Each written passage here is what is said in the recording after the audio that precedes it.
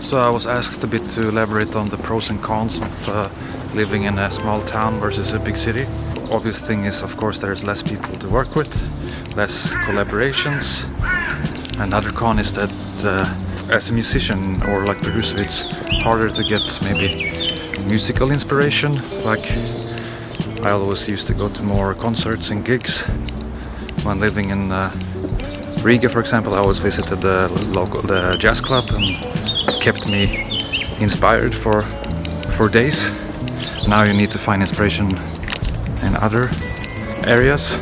Another thing you maybe not think about that much, that if you needed a cable or whatever, something for your work, you need to wait about 5 days in order to get it delivered, because there is no stores here. And things that are better, you can have this little guy without leash.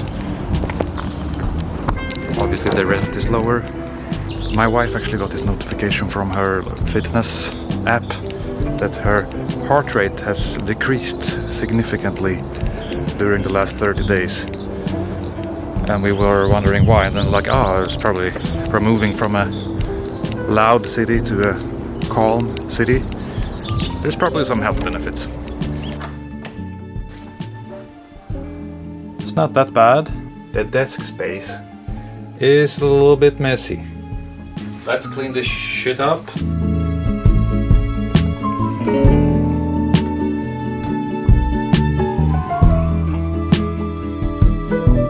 Also today I got some utility stuff, you know, cables. Let's talk cables and gender. Let's talk gender. I got these. This is a male to male, female to female. This is a microphone cable. So many times I've been patching around and ending up almost done, and then I'm seeing a female instead of a male, or a male instead of a female. And then you can have these little, swap these on, and you have a gender fluid cable. How great is that? You can also do this. This is my first unboxing, I guess. Unwrapping. Unplasticky. Unplasticify. A really stupid idea is to use these as a really stiff XLR cable. Let's see how long we can make it. So I found this one. How great is this? And then we could just plug it into to the... it's not really as stiff as I would. I don't think I will use it like this. A good way is to store them like this, because then they're all together. I'll keep them here.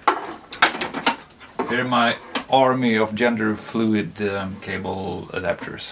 As my channel is called Patch Bay Diaries, this is the patch bay, and this is patch cables, and you can never have enough of them. And what this does is that every type of gear or synth or whatever comes into this space.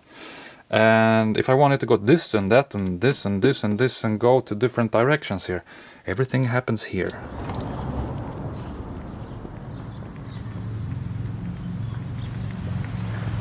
What are we doing today? I don't really know yet, but I know I have these microphone preamps I want to try, but I also want to make some music. Maybe we can do both.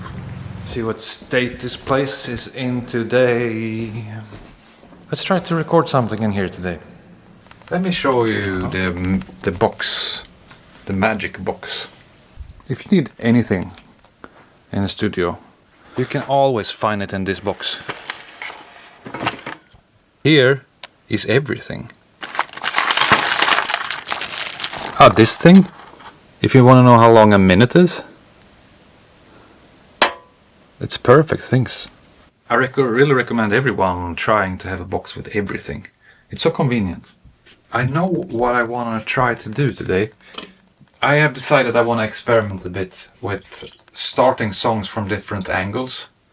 Like start a song from writing a melody, starting a song from just a beat, starting a song just like... I just want to try some different alternatives and see where I enjoy making music the most.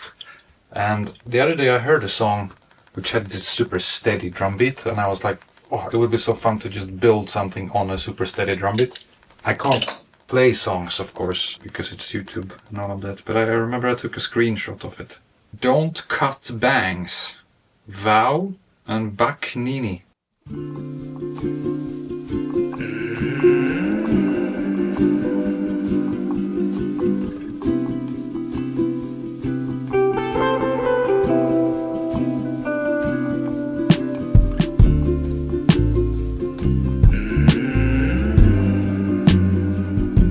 Here's what I ended up with. Goals overhead. It's the AKG D12s on the toms. For the first time I'm trying out 421 on the snare. And on the side there's an AKG D19. And under Gefell, I think it's called M691. There's the same mic on the hi-hat. There's this little super cheap ribbon mic as a kit mic.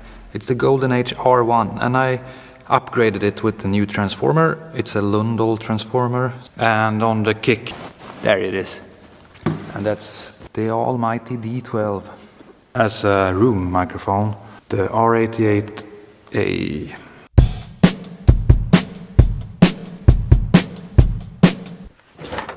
I've already started here doing some editing. I really like keeping things raw and all of that, but like when it comes to producing completely on your own and starting with drums, I gotta cut some. I don't really want it to go back and forth in tempo and stuff like that. It's much more fun if you're recording a group. You almost have to not touch it, and you gotta leave that breathing. But it's much more harder to lay down track by track on something that's breathing. I don't know why. It just feels odd. I really try to stick with the first idea that pops up, but then I'm always thinking, will I be able to finish this, or is it just a little fun for now? I will show a couple of different ideas that didn't make it.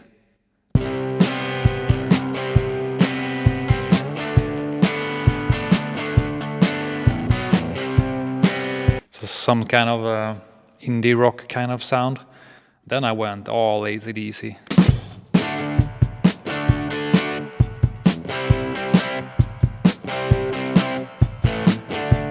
I kind of also want to do something more smooth, more indie vibe.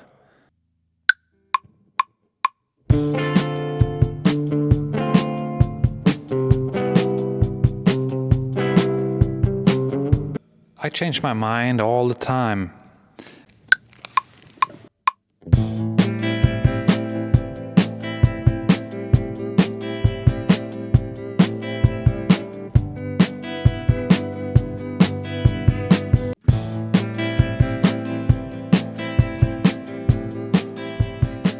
I really need to go for lunch, so I'm gonna try if I can sneak in a bass before lunch. I'm just gonna play the first thing that comes to mind, and I have no idea how it will be.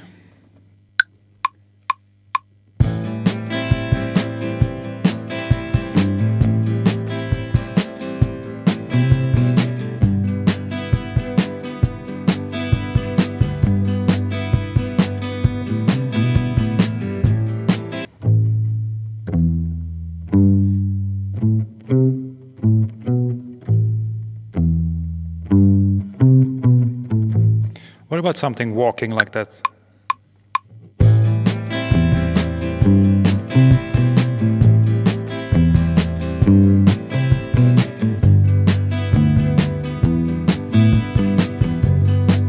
I think I play way too much, but there might be something in there. Let's see. Now I am late for lunch. So this was not at all what I thought I was doing when I started those drums. I thought I made something way more up-tempo, but it's all good. I like the contrast between like this dorky bass line over some really moody vocals. Let's try that.